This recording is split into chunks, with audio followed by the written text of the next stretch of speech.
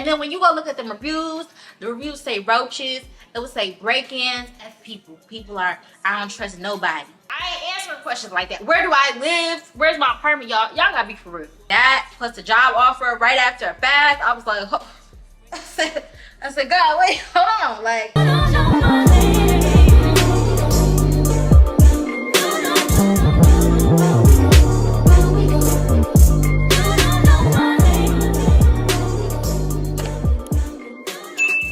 Hey y'all, welcome to my channel. It's your girl Asia Renee.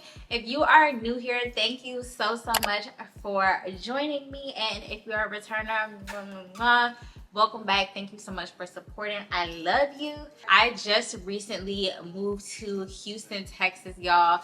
Before then, I was living in New Jersey and I was living at home. This is my first time living in a new state where I didn't have any friends or any family, so this was a complete leap of faith for me. So I'm gonna give you some advice on one, how to prepare for moving cross country, and maybe give you some feedback on my experience living in Houston so far as well. If y'all see all this going on, it's because I have a puppy. He is 5 months old, so he's literally gonna probably harass me the whole entire video. So just try to ignore him because he probably won't stop. He probably will sit here and bother me the whole entire time.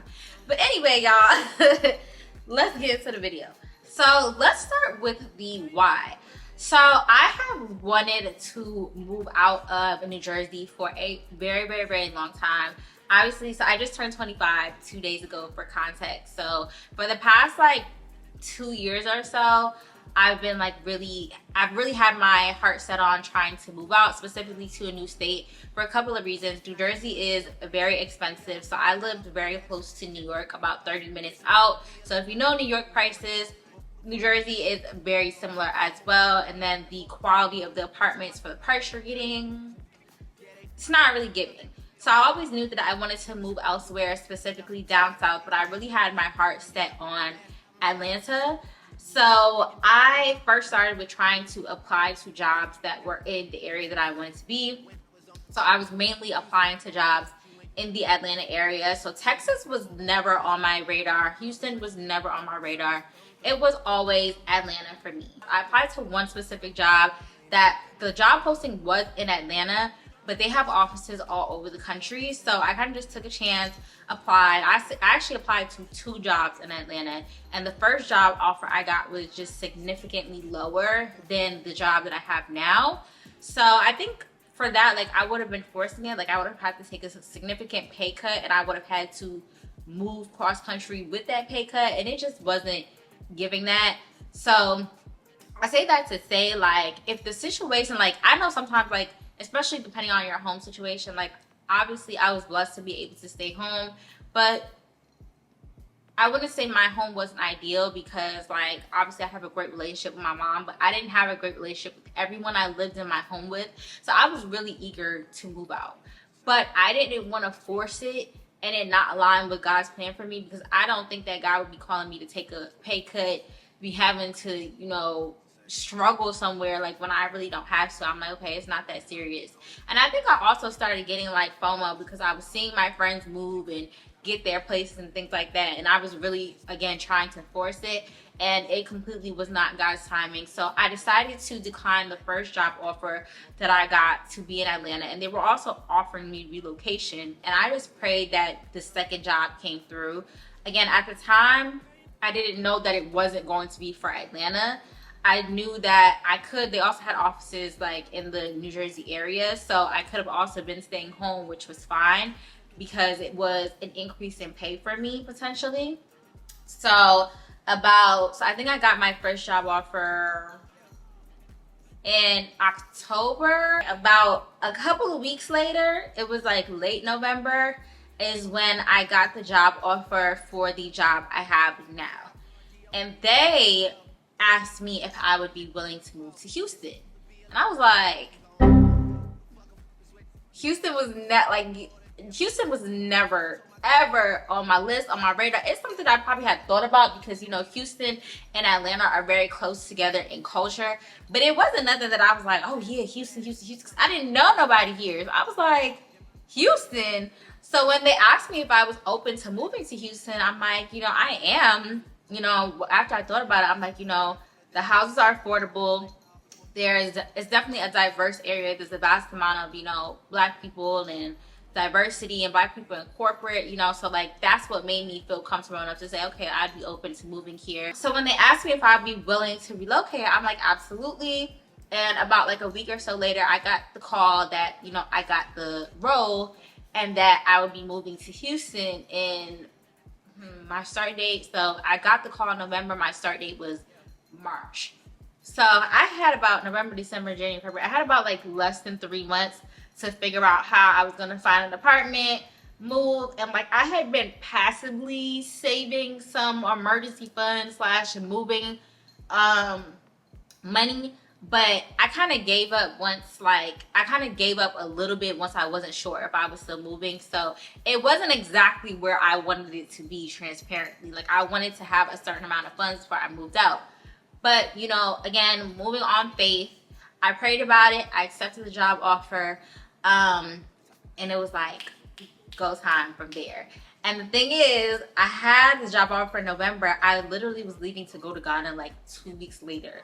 So I was going to be gone the whole of December. So that took a whole month out of me searching and preparing for this big move that I was doing. So yeah, that was a lot, but that was essentially the preface of how I ended up moving to Houston. It was not planned. I didn't have months of planning. I didn't know that Houston was the place for me. But again, I just trusted where God was leading me. And I felt like, you know, Atlanta would have been like the comfortable space to be in. I definitely would have had people there already and been able to assimilate pretty easily because I've been traveling back and forth to Atlanta, even looking at apartments in these last couple of years. But again, sometimes God's plan, like you can plan out your life, tell God, this is what I want, this is what I want, this is what I want, but ultimately his plan is going to prevail and it's going to be the right one, even when it feels scary. And it did feel scary. I think that whole month after I found out, like I was so happy, but I cried and I cried and I cried because I'm like, I'm literally moving here alone. Like I think I have like 1 or 2 people out here, but that's about it. So I'm leaving my community, I'm leaving my boyfriend, I'm leaving my friends, the little bit of friends that I did have in Jersey, you know what I'm saying? But it was still very scary for me. So now that I've set the precedent for the why I moved to Houston, I'm going to talk about the how. So again, the first step was me getting the job offer. Personally, like even if I did have my mindset on moving to Houston, like I said before, it was Atlanta, I would make sure that I have a job before I go anywhere. I know there's people that do move places and then get a job after, but I personally didn't feel comfortable with doing anything like that. I feel like that was just forcing it. But I know that everyone's situation was different. For me, like I was very content with, you know, where I was. But again, if you are a corporate baddie, you have a 9-to-5, I would definitely like leverage your network and try to see how you can get a role here. Maybe you do have a company that has offices in other places, start networking with those people. But again, I would just make sure that I had some type of steady income before I moved to the place that I'm moving to. And again, that's just me and what I felt comfortable with. So that's what I would say is step 1 when you're trying to relocate or move out of home for the first time. Actually, that's not even step 1. I would say, well, okay, it is step 1, but step 2, which I would think should be happening at the same time, is at least save up 6 months worth of expenses. And that means rent, utilities, groceries, whatever fixed expenses you have or feel like you might have per month, you need to be saving that as you're planning. And as far as timeline with moving, especially now that I've done it, I would definitely start planning 6 months to a year before you start to move. So like that year mark where you know, okay, like this year is when I'm really gonna start trying to move, I would start saving, doing everything you can to make sure that you're financially prepared, because moving is not a joke, especially when you're moving cross country, whether it be from California to New York, which is probably more expensive, California to Texas, New York to Texas, wherever it may be. Like, make sure you are financially prepared because expenses will just come up. So again, make sure you're saving, make sure you're prepared, take into account every single bill that you're going to have to pay, because God forbid if that income is not coming in anymore, you want to make sure that you have a buffer between maybe the job that you had versus your next job, because right now, you know, the tech world is looking a little crazy. The job market in general is looking a little bit crazy. So you just want to make sure you're good and you don't have to go back home because you don't have those funds saved up. Then, like I said, make sure you're also looking for those jobs. Honestly, like if you're really serious about leaving a job, I know from what I've heard, it's taking people like 3 to 6 months to find a new job. So I would be applying to at least 50 jobs a day. LinkedIn got that fast apply. I forgot what it's called. Make sure you're applying. Make sure you're knocking on doors. You're hitting up recruiters. You are talking to people. You're getting referrals. For my first job offer, I got a referral, but for my second one, I did not. So like sometimes you don't need it, but it does help. Step number 2, once you're serious about moving, you said, okay, I would set like a timeline for yourself. Even if you're not 100% sure, say, this is when I want to move. Write it down. Talk to God about it. This is the job I want. This is the salary I want. This is what I'm looking for. Start thinking about an apartment, right? So when I was looking at apartments, again, in Atlanta, I kind of based it off of the income that I had at that moment, because I'm like, okay, if I do get something which is the same income, which would have been my situation, I was either doing the same or more, not less. I want to make sure that I can afford this apartment. So I made sure that I looked at, so I know it's about 3 times the rent, I believe, in Atlanta and Houston as far as income. I think, don't quote me on that. So I wanted to make sure that I made at least 3 times the income. So I try not to have anything exceed that. So I started off by having my apartment requirements. So 1, what do I want rent to be? What can I afford? I know it may be ideal to live in a high-rise apartment on a 27th floor, but if that's not within your means, like, don't play yourself. Like, the fact that you're even able to move out and move to a new state is already a blessing. It's already expensive. Make sure that you're living within your means. Find an apartment that you can afford, and don't just consider rent. A lot of these apartments have a lot of different fees, amenity fees. A lot of them don't include utilities, gas, and whatnot. So make sure you are considering all of these different fees that you're gonna have to pay, not just rent. Also, make sure you're looking for specials. I personally did not look at any apartments that didn't have 8 weeks free, 6 weeks free, something. If they're not giving me something, I wasn't moving there at all. The great thing about apartments in Texas, I don't know if this is everywhere, is that you're able to self-prorate. So say you do get 8 weeks free on your apartment, you're able to spread that 8-week credit all throughout your entire lease and make your month-to-month payment for rent a bit lower. So again, I would make sure you're looking for apartments that do have specials. And then 3rd for me would be location, location, location. I did not know anything about Houston before I moved here, okay? I did my research. I looked on TikTok, I looked on YouTube. I tried to talk to people that either knew somebody that lived here, or as I said, I knew like 1 or 2 people that lived here already. So I tried to talk to them to narrow down what places I should be looking at. But I also made sure I got an apartment locator. Before I even got my apartment locator, I did have my own list of apartments to start with. I did try to do my own due diligence, so I came to her with the list already. But I believe an apartment locator or a realtor will really help you to narrow down what area works for you. For me, I wanted something that was pretty close to my job, that was relatively safe, of course, that wasn't in a flood zone. Houston is prone to flooding. Houston is prone to natural disasters. Houston is prone to power outages. This is stuff, we just had Hurricane Beryl earlier this week. It's Sunday. We had it on Monday. So, and I have power. Millions of people right now do not have power. And I think you can't really pick a location, I guess, when it comes to power, because Houston, I don't know if it's Houston or Texas on its own power grid. So I think that's just an issue with everyone, no matter where you live, outskirts or in the loop. And again, don't quote me on all this. I only been here for 5 months. I'm just kind of letting y'all know based off of what I've gathered. But when it comes to flood zones, you can look on the internet and see what areas in Houston are prone to flooding and try not to be in those areas. Also, just finding an area that you want to live in. Like, Houston is not really a walkable city. There are areas that, you know, have a little bit more going on more than others.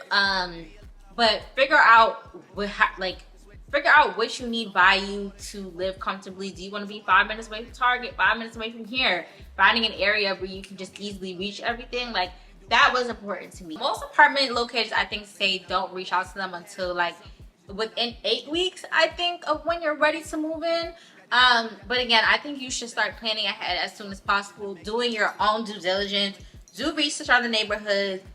And y'all, when it comes to these apartments in Houston, even in Atlanta, make sure you read those reviews. You hear, y'all, you see how serious I'm looking? Because it will be the most beautiful apartment. It will check off all of your boxes. And then when you go look at the reviews say roaches, it will say break-ins, it will say thin floors, pipes bursting, management is terrible. Anything you can think of is gonna be in those reviews. So make sure you look through them. I mainly looked on Google reviews. What I would do is I would search the apartment on like apartments.com, and for Houston I would look on har.com, because that's mostly where Houston's real estate is on, is har.com. That's where you're gonna find it over Zillow and apartments.com. But you can look on all three. Make sure you're looking at those Google reviews and filter them from low to high. Find out the worst of the worst if you can. Set your deal breakers. Are roaches a deal breaker? Are shootings a deal breaker? Are break-ins, which break-ins are kind of, I won't say they're inevitable when you live in the city, but car theft, break-ins, like I think that can kind of happen anywhere.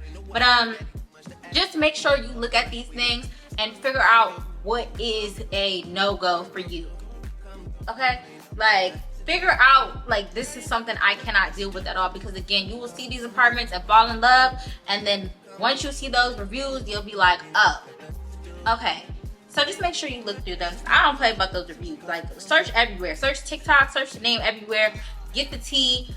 Find out what's going on, okay? When you're going on apartment tours, I did recommend that you look at, well, I looked at 7. I think 5 is probably a good number. Depending on like how narrow your search is as far as location and budget. Like if you have, I say the more options the merrier, right? Go see that apartment. In fact, make sure that if possible, you can see the exact unit that you're living in. Look at the condition it's in. I was blessed enough to be able to see this apartment. I came back and saw it the first day, and then I was able to look at it again the next day just to make sure, because I was only here for a weekend. I came Friday and left Sunday. So I made sure that I came and saw this apartment, went and looked and scoped out every day. I looked at everything just to make sure that I was in good condition, see what floor I'm on, see what the view was looking like, just to make sure that this is somewhere where I could really envision myself living in, making sure I measured out every inch to make sure my furniture would move in fine. Do not buy furniture without measuring out the place that you're living in, or at least have the map. Usually like online they will show you the measurements in the floor plan, but if they don't, have the leasing office like help you out with that, because you want to make sure your furniture fits. I literally measured out everything, which is why my furniture feels like it's not, I have a good amount of furniture in here, but it doesn't feel crowded to me. So just make sure that you're planning it out. But also when it comes to apartments, safety for me was important. Obviously living by myself, being a young woman, some things that I looked for was, do they have a security guard? I know some people have 24-hour security guards. I know they only have security guards at night. Make sure this is something you're looking at if you are a young woman or a young man living by yourself. So make sure you look into these things. Do they have parking garage gates, and are they always broken?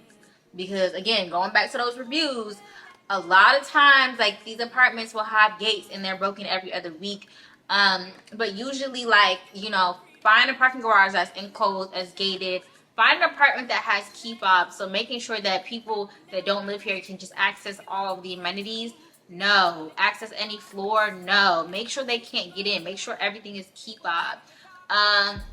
Ask about cameras throughout their building. Do they have surveillance to make sure that you're safe? Once I got my job offer, I started looking at apartments, and then I reached out to my locator like maybe a week or two, probably a week, because I was on it. Once I got my job offer, I was like, okay, we gotta start this right now, baby. Like, I was ready to get it moving. But she told me she sent me a list of apartments. I gave her my list of apartments. We compared notes. She gave me her feedback on like what apartment she thought would work, would not work. She asked me my requirements. Apartment Locator scheduled all of my tours for me. She made sure that I was good when I got here, so I really didn't have to do much. She really made the process so much easier, and I will insert her name somewhere right here so that if you are thinking about moving to Houston, you can reach out to her. Okay, so after I again found an apartment Locator, I then started mapping out what my other expenses were going to be. Again, because I was moving so fast, I didn't have a lot of time to save up the exact number, which is why I said 6 to 12 months would be ideal, so you have enough time for such a big move. So I'm gonna talk to y'all about what I needed to save up for. So one was shipping my car. I was not, okay? Well, let me not say I was not. I weighed my options between driving to Houston with my car or shipping my car, and it did end up being cheaper to just ship my car because the drive from New Jersey to Houston was, I think, like 21 to 24 hours. So it wasn't a straight shot. We probably would have had to stop. I mapped it out. I used some type of tool. I'll see if I can find it and insert it right here to map out like what that would look like, where I would have to stop, food, gas, like tolls, really trying to calculate any expense I would have when it comes to moving my car. And I compared that to using a shipping company, and it did end up being cheaper because I would have had to rent a car, rent a U-Haul to bring my stuff. And I would have had to bring other people with me because that's not something I could do on my own. So after I calculated both of them, and then I just thought about convenience as well, shipping my car did end up being the most cost-effective and easier option for me. Now, I know the amount you pay to ship your car depends on like what kind of car you have, how big it is. My car, yeah, it's just I didn't think it was gonna be that expensive, so it didn't end up being that expensive. So I ended up just shipping it, and I think they picked up my car Monday, and I was moving on Friday, and my car got there on like Wednesday or Thursday. So it got there 2 days before I did. But the way car shipping companies work is you reach out to them, and I will insert the company that I used. You reach out to them, let them know, you know, when you want it there, the kind of car you have. They give you a quote, but you kind of gotta wait like a sitting duck until the days before you're about to move for them to assign you to actual driver to bring your truck. So to bring your car. So I didn't really know when my car was going to arrive. But again, I did make sure that this was an expense that I considered. And I planned it well, like weeks in advance. I just had my spot secured. But I did not find out that I didn't find out they were picking up my car actually until the day they were picking up my car. Like, they hit me up like a couple days before, like, hey, we're still looking for someone that's driving from New Jersey to Texas. But literally, they called me. I wasn't even home. I had to ask my mom to drop my car off somewhere that was like 25 minutes away from our house, because it has to be in a place that's big enough for the semi-truck to get in. And our neighborhood, like, the roads were too small. So had to drive like 25 minutes to the truck driver. But my car got there safe and sound, thank you Jesus. I even put some stuff in my trunk. I honestly regret not putting more in my trunk, because I really could have fit more things instead of putting them in my suitcase or shipping them. Or actually, no, I didn't ship anything in boxes. I put those U-Haul boxes in my trunk. So I tried to put non-valuables in there, like, I don't know what I put in there. I think I put in some clothes. I put in my like equipment, like my lighting and stuff like that. Things that, like, if they were stolen, I wouldn't feel too heartbroken. And I also put an air tag in my car just in case of anything. But my car got there very fast, got there safely. So again, I do recommend, I think, I'm not even gonna say the wrong name, so I don't know. Number 2 was shipping my office supplies. So like I said, I do work from home for the most part, and I had a desktop, keyboard, like a bunch of stuff like that. I again should have put it in the car now that I see that nothing happened to it. But I did end up just shipping that. That was the only thing I shipped, was my desktop and whatnot, because I just wanted to make sure that it got there safely. And if I would have put it in my suitcase, one, it's too big to fit in my suitcase, but if I did, there would have been a risk that the desktop would have been damaged, and I just didn't want to do that. I didn't want to have to buy another one. So I did ship that, and I don't think it was that expensive. I'll have to look at the price. As for my clothes, I did weigh, again, my options between shipping my clothes and bringing my clothes on the plane. I ended up just packing all of my clothes in about, there was 3 of us, and I think we each had 2 suitcases. So I had about 6 suitcases full of clothes and shoes, and then my boyfriend also brought, I think, like a suitcase and a half of clothes and shoes as well. And I went back home, when did I go back home? A couple of weeks ago, and I brought some more stuff. But for the most part, those 6 to 8 suitcases brought most of my stuff. Next, of course, was buying furniture. Buying furniture is the most expensive thing that I and you will probably experience if you're moving from home in an apartment for the first time, because of course I had no furniture. I was starting from scratch, and I'm the type of person, like, I did not want to live in like a half furnished apartment. I wanted to get my big apartment first.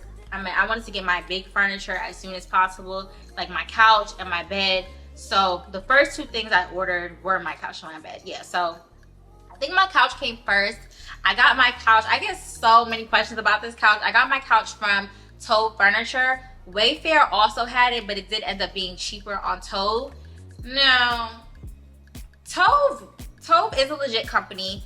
The shipping was a little, because like they were trying to find a carrier, and my dates weren't really set. But it did end up coming, I think, within the same week of me moving in, if not the week after, which was totally fine. I had an air mattress in here. And my bed, I did buy from Wayfair. So those were the 2, of course, most expensive items. And those are the ones I got first, because for me, they were the most important. So my bed came first, and then my couch came second. But I did order them within the same time frame, which was about, I ordered my couch, I think 4 weeks before I moved, because this couch kept selling out, because it was very popular. So I just wanted to make sure that I got it. Same thing with my bed. I bought my bed way in advance, because Wayfair be selling out of stuff, and I had a vision for my apartment and I wanted it to look a certain way, so I ordered it. And Wayfair allows you to set a scheduled delivery date like ahead of time, so I ordered it way ahead, because Wayfair delivers pretty fast. I think like within a matter of days, and I wanted it within a couple of weeks, so I kept having to wait until my delivery date would show up, because I think they only give you 2 weeks ahead. But again, my furniture was the most expensive, and something that I really had to budget for, and I think I still ended up going over budget, because I just, again, y'all see the way my apartment is furnished. Like, I wanted things a certain way, and I also rushed it. I think if I would go back, I think I would take my time furnishing it a little bit more. I moved pretty quick. I think I had most of my furniture by like month 3. And by most of my furniture, I mean my bed, my couch, my bar stools, my desk. But I also did have the help of, and my TV. I also did have the help of my family members. One thing I would recommend you do is to create a moving registry. Please, I pray that you have family that loves you. If you do have family or friends that love you, by God's grace you do, create that registry. Have people, like, I wouldn't put outlandish things on there, like, honestly, then again, it don't matter. Just put whatever you need on there and let the people you love, like, choose, because I definitely feel like having that registry definitely took a lot of stress. As far as my big items, I would say I had to get most of them on my own, but like my family was able to help me, my friends were able to help me, so shout out to y'all. I love you so much. Definitely make sure that y'all create a registry to take some of that financial burden off of you, because you're gonna need to pay for a lot when it comes to moving in, so just make sure you do that. Make sure you have an emergency fund. Again, at least 6 to 12 months of expenses for you to live off on. God forbid something happens. God forbid your car breaks down. Anything. Just make sure you have an emergency/rainy day fund. And that's even if you don't live at home. Like, I mean, if you do live at home, make sure you have that fund even if you're at home. Just to have it. Just to get used to putting that money aside and not looking at it. cut back on unnecessary spending. As soon as you get into the place of I'm ready to move, the bags, the shoes, the clothes, the out to eat, like you're gonna have to lay low for a little bit to make sure that you can afford this big move that you're about to embark on. I, again, did not have that time. I wish I did. Like, my mom kept telling me, even though you're not moving now, still save that money, cut back on spending, cut back on spending. But when you're living at home, it's like, oh, I have no bills. I'm just buying whatever I want. And yeah, I was buying. I wish that year leading up to me moving, even though I didn't know, I wish I would have cut back, because I feel like I spent so much money on moving. I was looking back on, dang, I wish I didn't buy this. I wish I didn't buy that.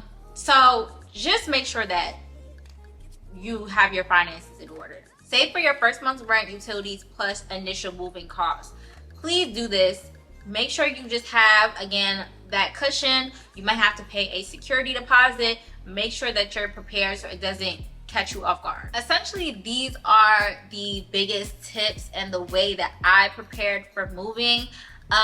Honestly, like, I did not anticipate this move at all. I did not know that God was calling me to Houston, but I feel like the way that I knew it was God, again, is one, it completely was different than the plan that I had. So I was like, dang, God, like, I didn't know this is what you had planned for me, but I'm just gonna trust you and follow it, and continuing to talk to him about it.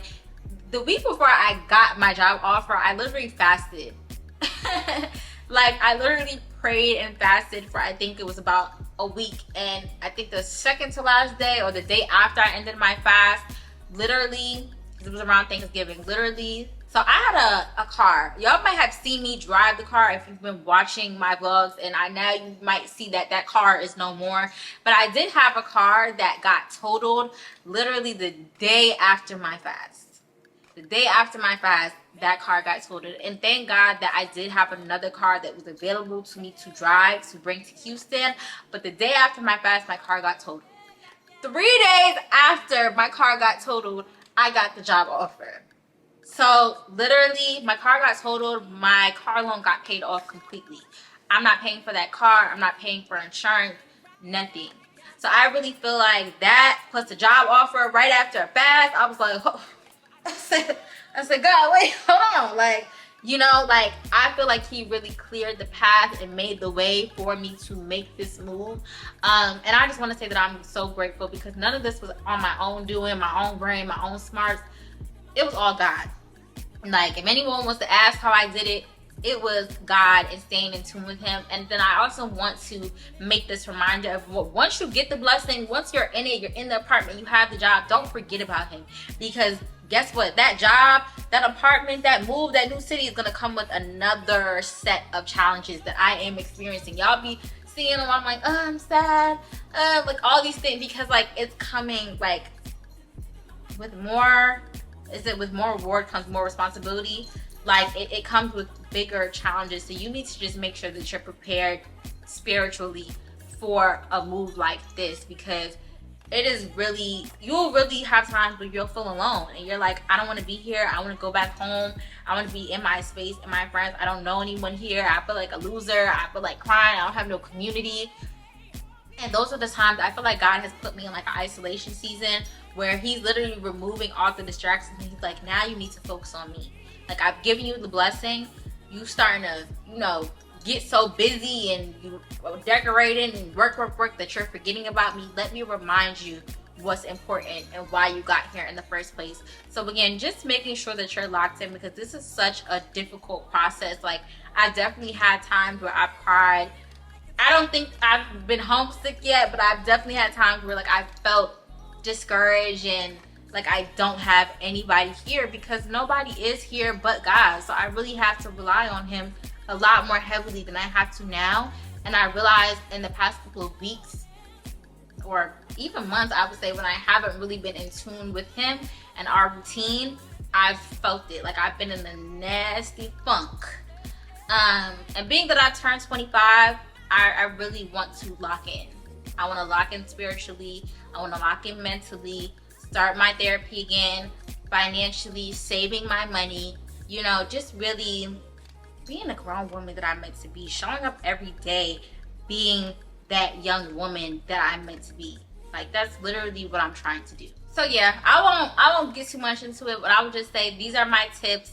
This is my experience. I would say that so far, how I feel about Houston, I don't really like Houston. I think for your 20s, Houston is a great place to live. It seems like there's so much to do. There's such a big social scene.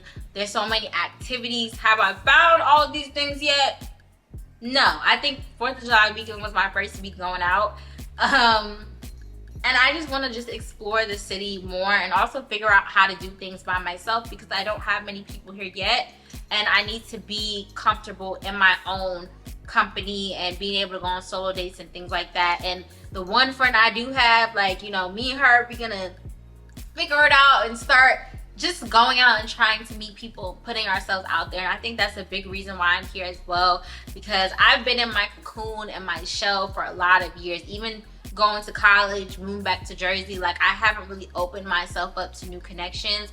And I think that this year God has really called me to build community, you know, like really open myself up, because I've been so closed and I haven't trusted people. And I don't think God calls us to be like, well, F people. People are, I don't trust nobody.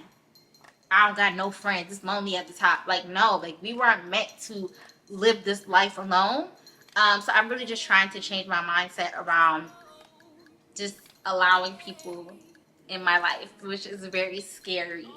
But yeah, of course I love Houston for the fact that, like, again, the fact that I have this nice apartment and it's a decent price. Like, I love where I live. I love my space. I feel so comfortable in my space. I think I really felt settled once I got this little guy right here. And that was, when did I get him? End of April is when I got him. Once I got him, I started feeling like this was a home. Like, my first 2 months, I was scared up in this apartment. Okay, like, I would take a shower and be like, you know, who's out there? Because I was nervous. This was a foreign place, and then, you know, I was hearing about the pew-pews, and I never lived in a place where you would just carry pew-pews. I was like, it was a lot. I will say that I do like it so far. And I think it's a place where, like, I can definitely see myself growing in. So we'll see. I'm excited for this journey. And I'm excited for y'all to go along with me, because I definitely want to keep taking y'all with me to show y'all, like, my experience in Houston. I know my past couple vlogs, I've kind of been in the crib. But again, like, please bear with me. If you don't want to watch it, it's cool. But, like, I don't know many people here. So I haven't been doing as much. It hasn't probably been as lit because, like, I don't really know where to start. So if you have any tips about making friends or anything like that, please let me know. Anything, networking events, communities, anything like that, please let me know. I'm definitely open to it. And yeah, I'm excited to take y'all along this journey. This is month February, March, April, May, June, July. This is month 5. So very exciting. Like I said, I just turned 25. So and I thank God for this opportunity. I thank God for y'all supporting me and watching me, and I'm really excited to, yeah, get back into it with y'all. So thank you so much if you've gotten to this point in the video. If you have any questions just about moving, about Houston, I'm probably not, like, y'all, if y'all ask me questions about where I work, how much I make, I ain't answering questions like that. Where do I live? Where's my apartment? Y'all gotta be for real. I think sometimes, like, y'all gotta be for real. Like, I think that I'm gonna tell y'all, of course, I'm gonna put y'all on, but, like, I still gotta maintain some level of privacy, you feel me? So I will definitely answer questions about, like, my experience and me living here, and give y'all tips and advice as best as I can. But understand, like, if I'm not responding to certain things, it's for my safety and my privacy. So I pray that y'all can understand that and y'all don't hate me for that. But yeah, I love y'all. Thank you so much for watching, and I will see y'all in the next video. Bye.